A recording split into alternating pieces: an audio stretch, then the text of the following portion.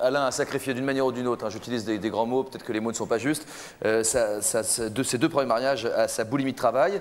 Est-ce que c'est un cas de figure que vous rencontrez souvent dans les thérapies de couple que vous proposez? Dans le cas présent, je ne suis pas certain qu'il ait sacrifié ses couples à la boulimie de travail.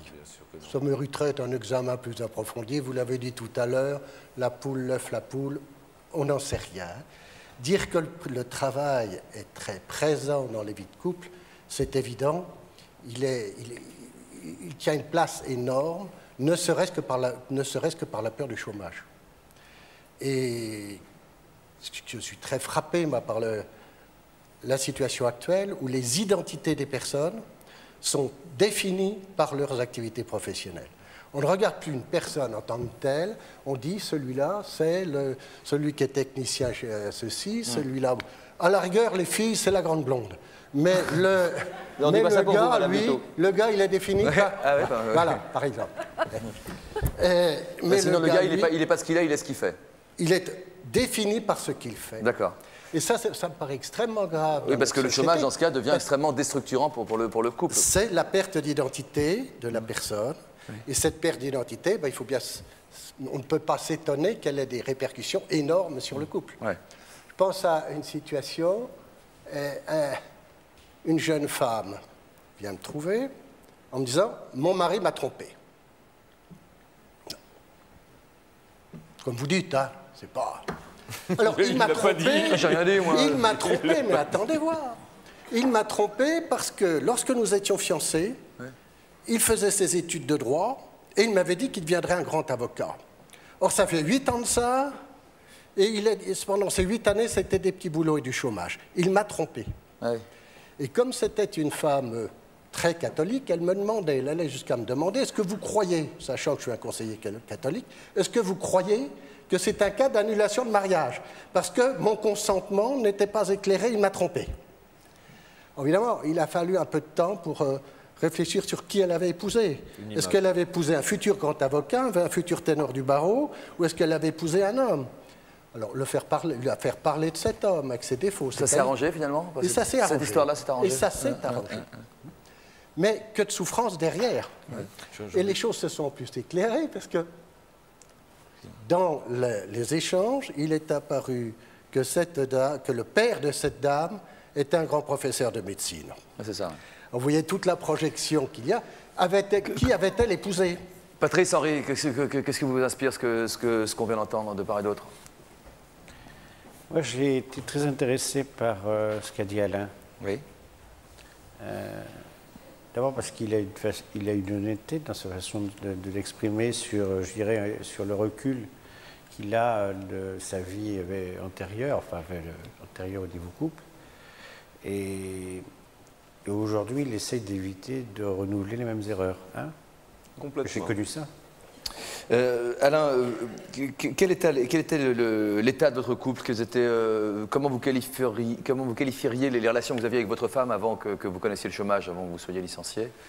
Comme ça arrive dans beaucoup de familles. Elles étaient soft. Elles étaient soft? Oui. C'est-à-dire? Bah, je me voilais la face, peut-être. Soft, ça veut dire doux? Doux, oui, doux. Doux? Oui, parce que pour moi, c'était une vie simple, de couple tranquille. J'avais mon activité à Paris. Vous étiez cadre? Oui, et elle restait à la campagne. Donc, moi, je revenais le soir, j'étais content d'être à la campagne. Elle est restée toute la journée à la campagne. C'est ça, c'est les carottes dont parlait Alain. Oui, il y a un peu de ça. Ouais. Et une fois que vous avez connu le chômage, qu'est-ce qui s'est passé là? C'est la vérité qui a éclaté ou c'est... C'est-à-dire qu'il y a eu d'abord toute la période pré-chômage, hein, qui n'a pas été facile. Et puis ensuite, je crois que ça a permis à mon épouse, à la maman de ma fille, de se rendre compte que c'était peut-être le moment de déclencher quelque chose, et pour elle et pour moi. Moi, je ne voulais pas le savoir, bien sûr. Déclencher quoi, en l'occurrence? Qu'il fallait, de toute manière, on ne pouvait pas continuer de vivre comme cela. C'est-à-dire que vous pouviez vivre ensemble tant que vous étiez finalement assez éloignés l'un de l'autre? Oui, puis qu'il y avait un confort. Économique et social? Tout à fait. À partir du moment où il n'y a plus de confort économique et social, où il risque de ne plus y avoir, parce que ce n'était pas encore le cas, et où il y a, comment dirais-je, le fait que je n'étais plus à Paris, donc on me voyait, mon épouse me voyait tous les jours, et elle avait peut-être une autre vision, toute la journée, et elle peut-être une nouvelle vision de moi, qui devait à l'époque ne pas être brillante, a fait que ça a été certainement révélateur pour elle. Vous pensez qu'il n'y avait plus d'amour ou qu'il n'y a jamais eu d'amour entre vous? Je crois qu'il y a une immense affection. Moi, je l'ai beaucoup aimée. Je crois qu'elle m'a aimé aussi, mais il y a une immense affection. Et pas d'amour, alors? C'est la réponse que vous faites, là? L'amour, c'est aussi de l'affection, hein, quelquefois. Enfin, bon, ça peut être un sentiment aussi plus fort, enfin, pas forcément fusionnel, mais si vous répondez affection par rapport à amour, c'est que c'est pas exactement la même chose. Tout à fait. D'accord. Vous dites avec le recul qu'elle a bien fait de partir. Oui. Pourquoi est-ce qu'elle a bien fait de partir? Elle a bien fait de partir pour elle, d'abord, parce que je crois que c'était important qu'elle vive autre chose. Sinon, certainement qu'elle aurait été malheureuse toute sa vie. C'était il y a combien de temps? Ça remonte à une dizaine d'années. Et vous? Et vous? Et c'était important pour moi, parce que ça m'a permis de me rendre compte que rien n'est jamais acquis, premièrement.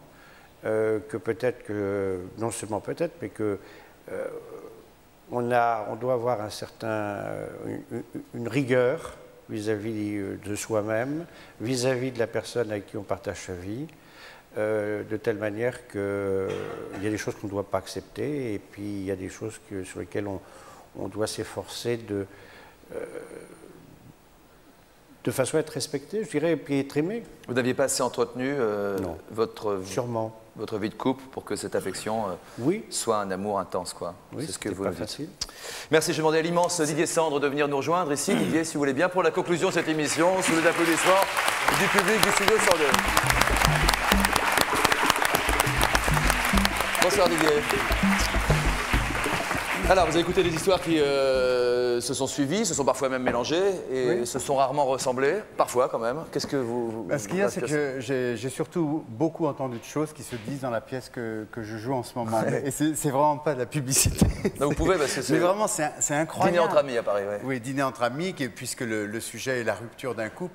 Enfin, pour rebondir sur ce que vient de dire Henri, je voudrais dire que la rupture n'est pas forcément dramatique, quoi. Je pense que la rupture d'un mariage peut être une chose extrêmement bénéfique, et pour l'un et pour l'autre, à partir du moment où on l'a identifié. Moi, ce qui me paraît extrêmement dramatique dans les couples, c'est quand le silence qui s'installe, la non-communication, le manque de désir, etc., devient une espèce de statu quo qui dure, et ça, je trouve ça réellement effrayant. J'ai été très, très admirative du jeune couple qui est marié depuis une semaine et qui se sont vraiment pris en main, en charge, avec beaucoup de courage. Et tous les invités ici, avec lesquels vous avez dialogué, ont montré aussi beaucoup d'honnêteté, c'est pas facile de parler de choses aussi intimes, et je trouve que cette parole prise et cette réflexion qu'ils ont sur eux-mêmes peut servir à énormément à tout le monde, y compris à moi. Je suis très, très admiratif aussi sur l'histoire de Guylaine et de François, là où c'est vraiment carrément une scène de la pièce que je joue, qui s'est jouée. À table. Dans le dîner.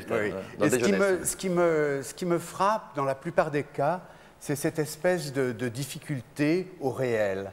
C'est-à-dire que là, je veux dire, on a le mariage, au départ, est une histoire d'amour, qui est pleine de promesses, et tout d'un coup, on a l'impression que le mariage, le réel débarque comme ça, et la plupart du temps, il y a des fuites. Alors, est-ce que c'est la fuite dans l'alcool? Est-ce que c'est la fuite dans le jeu vidéo? Est-ce que c'est la fuite dans les voyages? Est-ce que c'est la fuite dans le travail? Vous avez parlé de beaucoup de passions, mais moi, j'avais plus l'impression que c'était des addictions plus que des passions, parce que les passions ne sont pas forcément ravageuses, destructrices. Moi, je suis passionné de théâtre.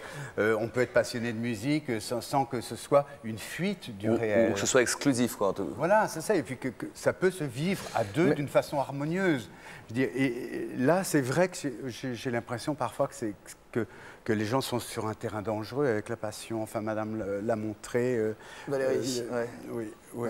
Qu'est-ce qui peut briser un couple? C'est la question qu'on posait, Didier. En fait, je ne sais pas, pour essayer d'approcher des éléments de réponse, est-ce qu'on doit se dire que c'est une fatalité, c'est parce que c'était lui, parce que c'était elle, que le couple s'est brisé, ou c'est, sans faire de constante, ou c'est parce qu'il n'y a pas eu d'envie commune de vouloir vraiment se donner toutes les chances de continuer, quoi? C'est difficile de généraliser. Ce sont bien mes questions, elles sont faciles à répondre. C'est difficile de généraliser, mais je crois en tout cas que la prise... On garde l'antenne encore une petite heure et on la rend tout de suite. J'ai ça pour le dernier journal. Je pense que la prise de parole, d'avoir le courage de s'affronter, comme l'ont fait certains de vos invités, de nommer les choses, de les dire, d'en parler avec... Je crois que c'est ça l'acte d'amour aussi. C'est d'arriver à avoir suffisamment confiance en l'autre pour que des choses soient dites et non pas tues dans le silence. Voilà.